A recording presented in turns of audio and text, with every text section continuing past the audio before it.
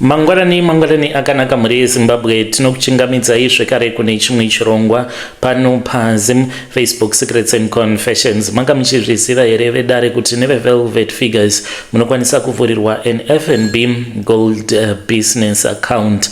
Munokwanisa kuvabata mafone numbers avo ndiwawo awo amuri kuona pamascreens enyu. Murekedzei tibva tapinda mumamessages edu atadzoka takakubatirai. Message yedu yekutanga yakamira sekudai nganzi zvandakaita umwe mukadzi uyo watinonamata naye pasowe rimwe chete tainge tichitofamba tichitobatsira vanhu tiri pamwe chete. Muri sei zvenyu mukomana ndiri mudzimai ndine makore 41 years ekuberekwa uye zvekare ndiri nhengo yeimwe chechi inozivikanwa zvikuru kwemakore. Ndakange ndine shamwari yangu uyo wandakange ndichida sekunge akange atori hama yangu yepedyo. Matambudziko angu ose ndaiudza iye nemamwe masecrets awo andakange ndisingakwanise kushare nevana vaamai vangu ndainge ndichiudza iye. Taipinda chechi tose, taiita minamato tose uye zvekare tainge tichifamba tichibatsira vanhu tiri pamwe chete. Saka taiti kunyangwe tiri pamusangano wevakadzi taigara padivi nepadivi. Vamwe vaikwanisa kutofungidzira kuti takange tiri sisi nemuning'ina. Ndaifara chaizvo because ainge achindibatsira mumatambudziko iyewo aimira neni kana kuri kunzi zvinhu zvinenge zvakaoma. Asi ndakange ndisingazivi kuti kwakange kuine mamwe masecrets avo ainge achiitika ainge akavanzika. Zvose izvi zvakazotanga mugore ra2023 ndakaona murume wangu akange ava kuchinja maitiro ake chaiwo. Ainge ava munhu ainge ava kungogara ari pafoni, akange ava kungovanza foni yake nguva dzose. Aiti kana foni ikarira obva abuda panze kutaura. Ainge achiti kana ndiri padhuze naye ailoka screen pandinenge ndigere padhuze naye asingade kuti ndenge ndichiona zvinenge zvichiitika mufoni make. Pakutanga ndina kufungira chinhu chakaipa asi ndakazotanga kungoitawo gut feeling nekuti pane zviri kuitika. Nerimwe zuva akasiya foni yake patafura achimhanyira kunogeza, ndipo pakabva papinda message. Zita rakazobudapo pascreen rakaita kuti ndinge ndichirwadziwa nekuti rakange riri zita reshamwari yangu, munhu wandaivimba naye. Handina kuda kumbovhura mamessages acho, handina kuda nekuti mwoyo wangu wainge watondiudza chokwadi chose chainge chichiitika. Mavhiki akatevera ndakaona zvakawanda mafone calls ndichingoita sekunge pakange pasina chandainge ndichiziva. My excuses, murume obuda achiti ari kuenda kumapeace jobs ndomutevera zvangu. Ndakambobva naye muPretoria takananga kuJoburg, ini ndiri mukombi yainge iri kumashure kwekombi iyo yaainge akakwira kupinzwa bhizi nemurume. Asvika muJoburg ndopa ndakamutevera ndikanoona vachinonopinda muloji nebest friend yangu. Ndakarwadziwa, ndakachema, ndikarwadziwa zvisingaiti. Asi mukoma ndakabva ndati zvinondoita sei. Chechi yedu zvemascandals hakuna nekuti ichechi iri very strict. Kana nyaya yakadaro ikabuda munhu wose anototanga kutotaura nezvako. Ndaitya kusekwa nevamwe vakadzi. Ndakange ndisingadi kuti vana vangu vange vachizosvika pakuzozvinzwa kuti ndo zvakaitika. Saka ndakanyarara, handina kumbobvunza murume wangu, handina kumbobvunza shamwari yangu. Ndakangomirira. Nerimwe zuva shamwari yangu akauya kwandiri akange achiti ainge aine mari yaakange akachengetesa kumurungu wake yainge yakawanda, achiti ainge achida kubvunza kubva kwandiri kuti ndeapi mabusiness ideas aangakwanisa kuita achirongera nawo mari yaainge ainayo. Saka ndakabva ndachizotanga kuronga mupfungwa dzangu. Ndakabatwa nemweya wakaipa ndikamuudza nezve this other opportunity. Ndakati kune vanhu vainge vachiita zvekutenga empty bottles ehwahwa ukamahodha akawanda muSouth Africa ukamaendesa kuZimbabwe waikwanisa kuzotowana profit yakakura. Saka ndichiita zvose izvi ndakabva ndachizotenga foni ndikatanga kutaura naye. Dzimwe nguva mukomanashi ndaitobhadhara vanhu kuti vange vachitaura naye vachiita sekunge vainge vari ivo vanoita zvekuhodha mabhodhoro iwawo. Saka handina kuda kunyanya kupinda mubusiness racho nekuti ndakamuudza kuti zvinoda vanhu vanenge vaine mari yakawanda. Saka akabva achizotora masavings ake ose awo ainge akasiya kumurungu wake ndokubva achizoisa mubusiness. Ndakaseka chaizvo paakatanga kutumidzira mari dziya. Ndaishandisa mamwe maaccount mamwe andaitoita zvekutokumbira ndobva ndapiwa mari yangu nema e-wallets ndiwo andaiwanzo kufarira nekuti ndainge ndichiziva kuti namba dzandainge ndichishandisa idzodzo kwainge kuri kungodzishandisa then ndobva ndachizodzirasa. Ngakasvika pakunditumidzira mari yainge yakawanda ndainge ndava kuita sekunge ndichazivikana muma-ATM nekugara ndichingono withdraw ma-2000 ainge achinditumidzira dzimwe nguva pazuva. Saka ndakabva ndachizoti mushure mekunge ndawana mari yose iyoyo ndikamunyepera kuti taifanira kuti tinge tichizosangana tichienda kunohodha mabhodhoro acho tobva tabatanidza order tichizoendesa kumusha. Akazoti nerimwe zuva akandifonera akabva ati ndikuenda kunosangana nemunhu uya for the first time tichinonohodha mabhodhoro. Ndanga ndiri kutofunga kuti kana zvikaita rori richisimuka neniwo ndinge ndichizosimuka naro nekuti munhu unofanira kuti unge uchizovapo panenge pachizonotengeswa zvinhu zvako. Saka ndakangomuti munofamba munyasha. Akaswera muswere wese wezuva akagara kwaainge akagara. Handikwanise kukuudzai mukoma nekuti zvimwe kuda munhu anogona kuzosangana nenyaya iyi, but izvi ndakazviita ndakatozviitira kuti iye ange achizondibvunza nerimwe ramakore kuti asi iwe hausiriwe here wakandinyudzisa kudai. Then ndobva ndachizomupindura kuti kukunyudza ndakakunyudza ndirini because of ABC.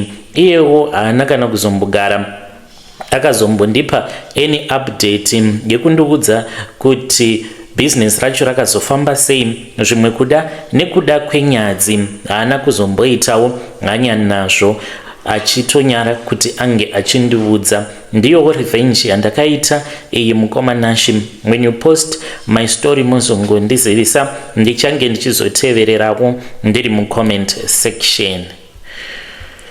Muri yeZimbabwe ndo message iyo yandakatumidzirwa ichibva kuna vanzvadzi vedu. Ngatitaurei navo vanzvadzi vedu ava mucomment section. Zvakangooma hazvo vedu we hanzi ndiyo revenge iyo yandakaita iyoyo pakaipa. Hey, Yamawan, let us try to speak with him in the comment section. Erikidzaiti batenda panyedu inotevera. Nyedu inotevera yakamira sekudaiso. Hanzi makadi zvenyu mukoma. Please post my story makavika uchitupa changu. Ininiwo ndiri murume uye zvekare ndine makore 25 years kuberekwa. Ndigere muno munyika yevatorwa. Ndatova nenguva ndichingoudzwa kuti pandiri pane mhepo iripo iri kufanira kuti inge ichizosvika ichizotaura. Saka mukoma chiri kundinetsa ndechekuti kana ndikagara ndisingatsanyi mhepo iyi inotomboita sekunge yandizorodza. Asi kana kuri kunzi ndikangotanga kungotsanya ndichinamata ndichida kudzinga mhepo yacho ndinobva ndarwara. Komanashi ndinorwara zvimwe zvinopisa tsitsi. Ndakatombopotsa ndafa. This was last of last year. Ndikatomboenda kuchipatara ndikatoiswa pa oxygen machine. Ndakange ndiri pa critical. Ndainge ndaita 2 days of fasting ndichidzinga mhepo yacho iyo iri kunzi imhepo yevamwe sekuru vangu avo vainge vachinzi vaita zvekurapa. Saka ndakangotora decision iyoyo ndikatanga kunamata ndichitsanya ndichidzinga mweya wacho ndichiti mweya wemadhimoni handiudi padhuze neni. Saka ndakazongoti ndiri kubasa ndakangotanga kungonzwa dzungu rakanyanyisa ndokubva ndatodonera pasi. Pandakazomuka mukoma ndakange ndatova muambulance ndichitoendeswa kuchipatara. I tried to pray cursing.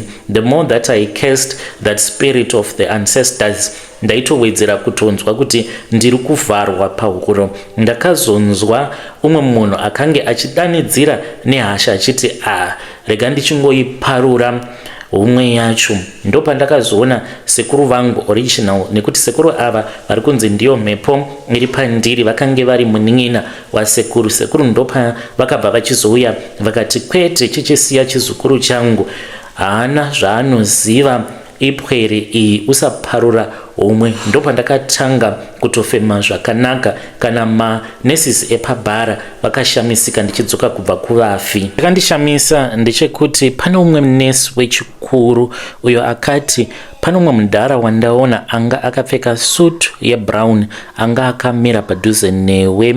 Ndanga ndava kutoda kutomubvunza kuti ko imi mapinda nguvai, nekuti visitation hour haisati yakwana, asi handina kuzomuona kuti afamba sei. Pane rimwe picture mukomanashi, ipicture rekudharadhara.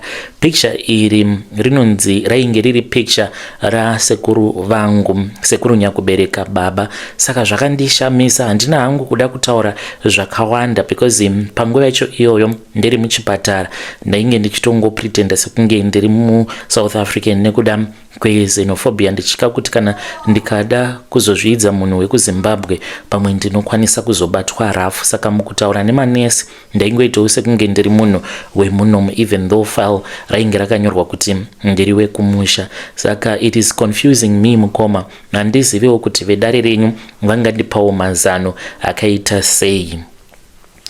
Muri yeZimbabwe ndo message iyo yandakatumidzirwa ichibva kuna mukoma vedu, ngatitaurei navo mucomment section. Zvakangooma ngazvo veduwe. Hanzi pane umwe munhu ainge akapfeka suit yebrown ende hanzi sekuru vavo vakange vaine suit yainge iri yebrown. Yo zvakaoma. Rekedzei tibva taenda panyedu inotevera. Nyedu inotevera yakamira sekudai. Hanzi eish mukoma, kuparara kwemarriage yangu nanasi haisati yarecover. Ndapota vigaiwo chitupa changu, maenemies angu akazosangana nenyaya iyi vanogona kutongondiseka zvavo. Zita rangu muchanditi Mai Chipo. Ndiri mudzimai ndine makore 45 years ekuberekwa uye ndinogara kunoku kuUK.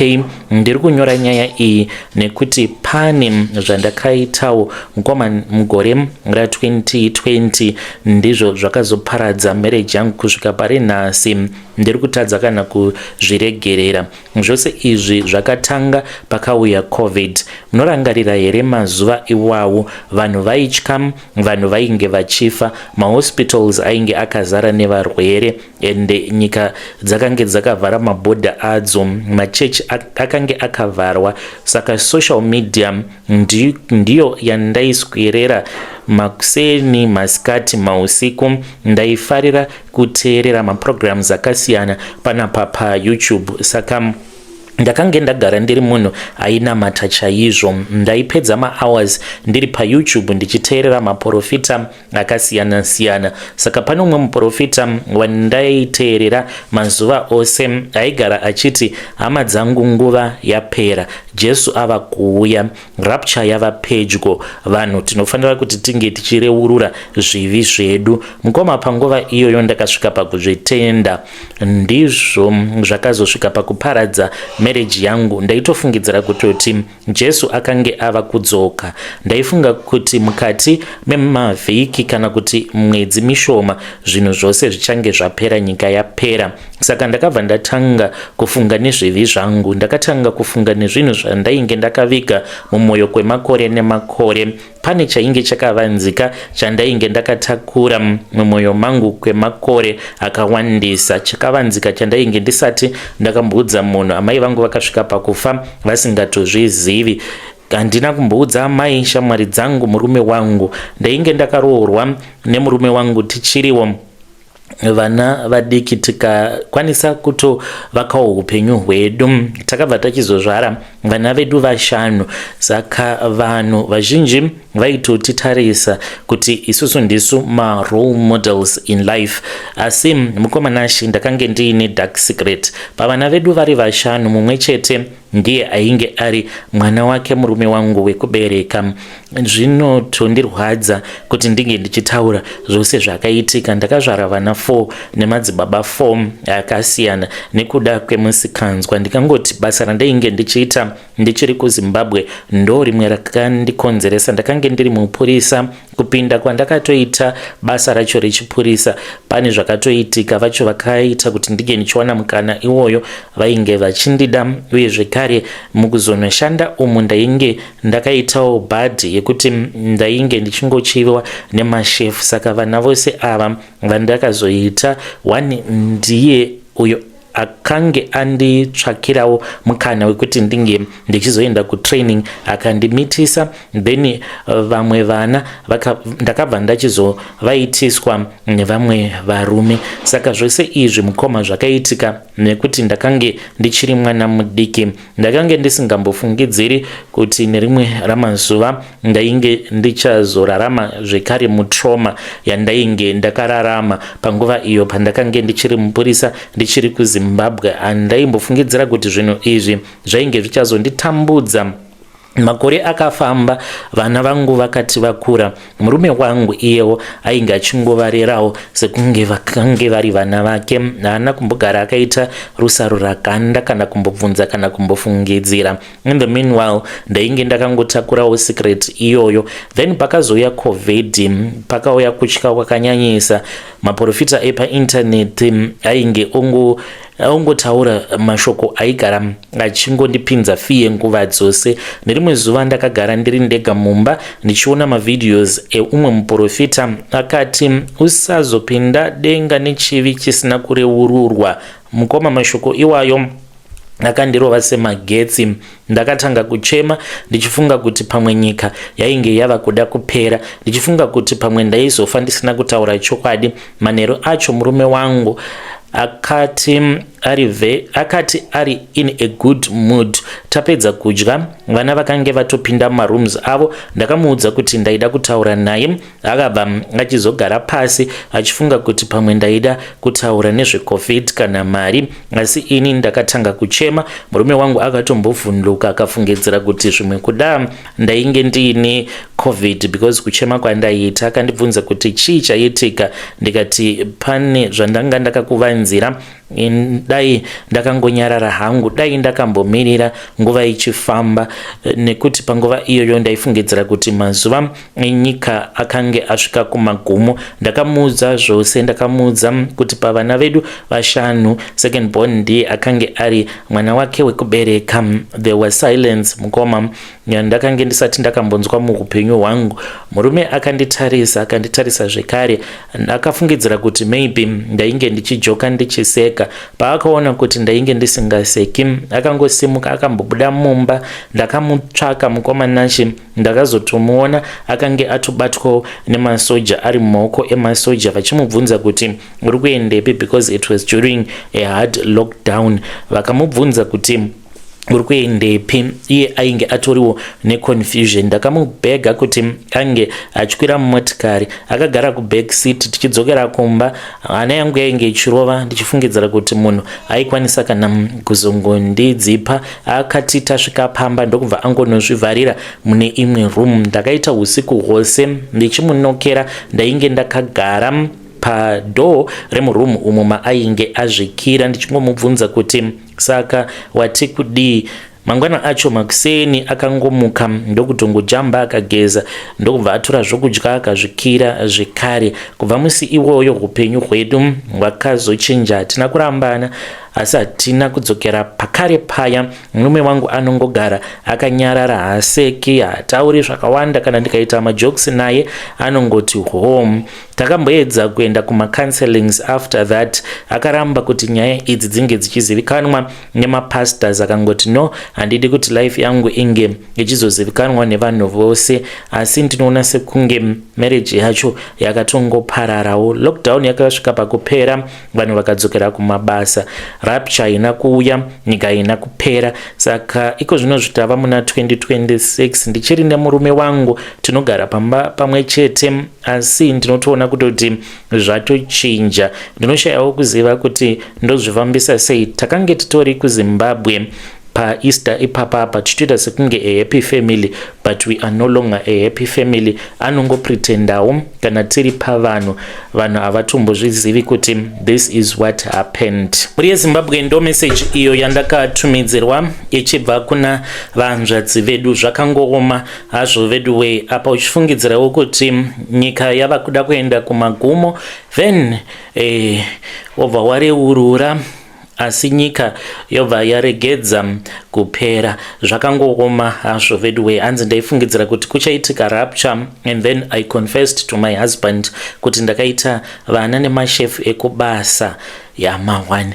Regedzai tibva taenda panyedu inotevera. Nyedu inotevera yakamira sekudai so. Hanzi makadi zvenyu mukoma, please post my story makavika uchitupa changu. Zita rangu muchanditi Chantal, ndina makore 19 uye ndiri kunyora nyaya yangu iyi because ndiri kunzwa kutya. Kana painewo munhu wamunoziva uyo anenge achidawo mukadzi especially ari kunyika dziri kumhiri kwemakungwa veJoni kikiki no ina handichadi hangu zveSouth Africa. Mwandainge ndichidanana naye mukomana wangu wekuSouth Africa ndakatomubloka nekuti ndakaona kuti kuJoni hakusisina future. Ndiri kutarisirawo nyika dzakaita seCanada, Australia kana kuChina bo futi zvekare. Ndakanzwa kuti kunoraramika and it is very cheap. Kana kuine murume wekuZimbabwe ari kuChina anenge achida zvemarriage, inini I am ready to settle down. Nyaya yandiunza pano mukoma ndeyekudai so. Ndiri kutya kuti ndinogona kuzosungwa nekuda kwezvakaitika. Zvose izvi ndichati zvakatanga gore rapfuura iro. Ndakange ndiri maid of honor pamuchato weumwe musikana wekuchechi kwedu. She selected me because ainge achida kuti ndige ndichizorepresenta kavasikana vakanaka vemuchechi. Ndakafara zvikuru because it was the first time kutoperekedzawo muchato.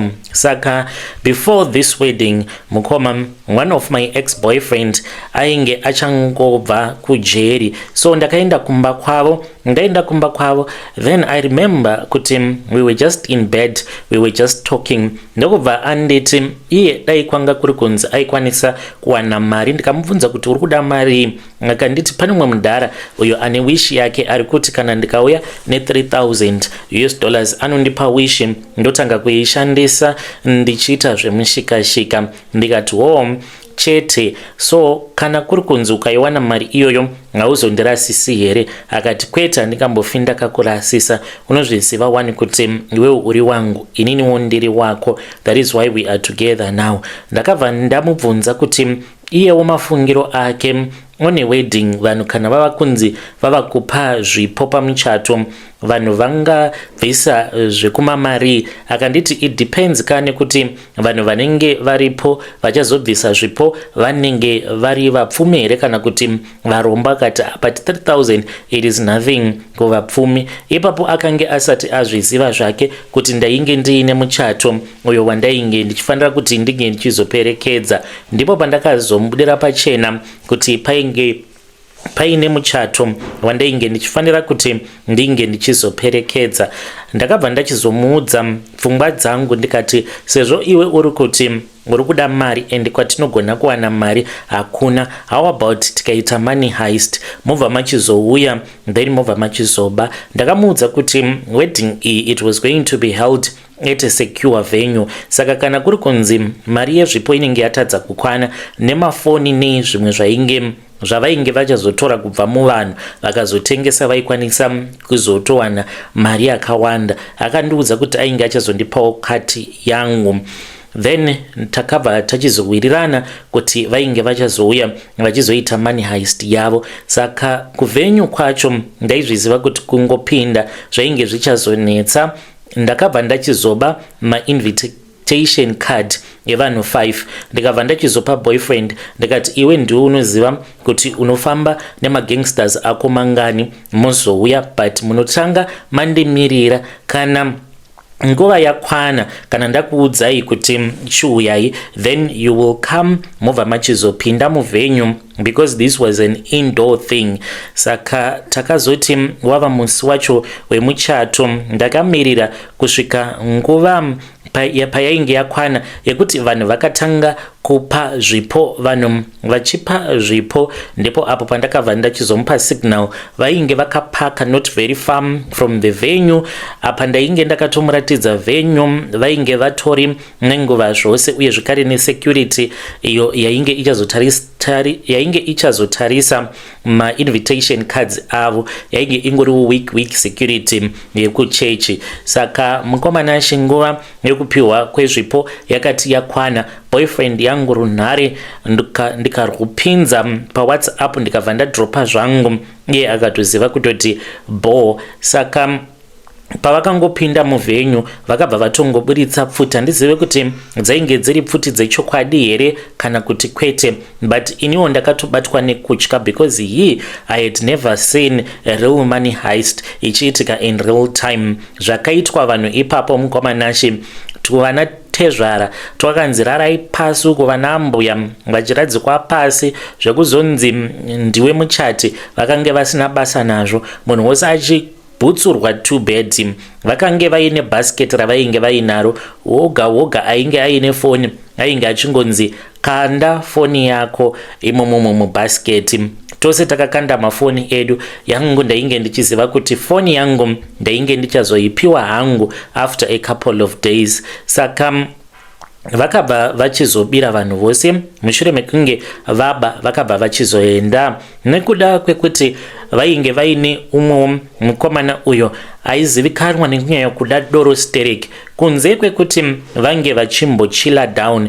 Akabva achizoenda kubhawa akanokecha rimwe hure rikamubvunza kuti naiwe mari yose iyi waiwana kopi? Akabva ati isheya yangu, tine highest yedu yatarova. Ava kutoseka paya kuti kubira vanhu pamuchato zviri nyore, vava kutoronga zvekare mamwe madhiri ekufamba vachitsvaka panenge pachichatiwa, vobva vaba mari dziya dzinenge dzabviswa dziri dzezvipo nekutorera vanhu mafoni. Pasina kana nguva nyaya iyi yakabva yasvika kuma-investigator, mapurisa ndokubva atomwaya. Boyfriend yangu akasungwa mukomanashi. Paakasungwa ini ndakange nditori murodhi ndichitoenda kutonomuona, so ndakabva ndasangana nomumwe musikana uyo ainge achigarawo muraini remuseri ndichangobva mukuburuka kombi. Akabva anditi Chantal uri kuendepi? Ndikabva ndamuudza kuti ndainge ndichienda kunoona boyfriend yangu. Akanditi atobva mukusungwa hameno hanzi kune kwavakaba kumuchato kupi kowe vakabira vanhu mafoni. Saka one of the phone yainge iine tracker plus pano umwe wavo hanzi akazozvitengesa, akakecha hure rakazoenda kumapurisa rikanoudza mapurisa zvose. Vakati vasungwa kudaro haana kumbotaura zita rangu, vakapiwa mutongo yavo. Saka atova ndichati negore ari mujeri. Dambudziko nderekuti nguva yose iyi ainge akanyarara, hakuna munhu akanga ari kuzviziva kuti ndini mastermind. Saka pose apa mukomanashi life yangu yanga iri kutoenderera kumberi ndichitsvakana nezvevanhu zvinogona kundiroora ndibudewo muno munyika. Saka ndakabva ndachizoenda kunomuona. Pandakaenda kunomuona ndainge ndatova nenguva ndisati ndamboenda kunomuona zvekare. Saka paakandiona akabva ati uri kusimba wena, kunze uko kuri kunyatsokubata bhomu, kwatova nabamunini here kunze uko, manje unenge watoroorwa. Saka takati tichitaura kudaro, I then saw kuti ainge atova munhu ainge aripo pakungoda kungondichikidzira, kungondithreatena. Ndakazoti nguva yakwana ndava kumudza kuti bo wena ndava kuenda, I'll come back next time. Ainge atondiudza zvose izvo zvaainge achida kuti ndinge ndichizomuunzira. Then akabva ati kwandiri, but you need to tell mapurisa kuti ndiwe wakange uri mastermind, ndiwe wakaronga zvose izvi. Tariraone kuti nedecision yako yawakaita isu tiri kungoworera munomu mujeri. Akaita sekunge ari kutamba but ndakatonzwa kuti akange ari serious. Ndiri kutya mukomana kuti anogona kuzonditengesa. I don't know if it was a threat kana kuti anoda kuti ndinge ndichienda kunokonfesa kumapurisa. Please assist me. Nanga ndiri kutombofunga kuti ndinge ndichienda kumapurisa kana ndaenda kumapurisa but ndobva ndaenda neimwe nyaya yekuti akandibata chibharo so that over angoregedza kungodzoka kwacho kana iye akazomangara. Ndinenge ndatogara ndakamangara nyaya yekuti akandibata chibharo. Please advise me ndisati ndatora decision, because in the next days ndiri kutofunga kutotora a decision. Kana mukazoposta nyaya yangu muzondizivisa, ndichange ndichizotevererawo ndiri mucomment section. Yo, muri yeZimbabwe ndo message iyo yandakatumidzirwa ichibva kuna vanzvadzi vedu. Zvakangooma hazvo vedu we. Koiko kuzoda kuzonyudza munhu, makakuda kuudza mapurisa kuti akakubatai chibharo, munhu obva atoendeswa kujeri like forever. Like seriously, zviriko here zvinhu zvakadaro? Ngatitaurei naye Chantel uyu mucomment section. Yo, but wakaoma zvako Chantel. Shuwa ungaita zvivindi zvakadaro kuti uri muperekedzi uchiperekedza pamuchato wevanhu, then obva wachizoronga kuti vanhu ivavo vange vachizobirwa. Zvakaoma. Let us try to speak with him mucomment section. Vadiwa vateereri ndo messages atanga takakubatirai. Ngatisanganei zvekare mune zvimwe zvirongwa zvinotevera.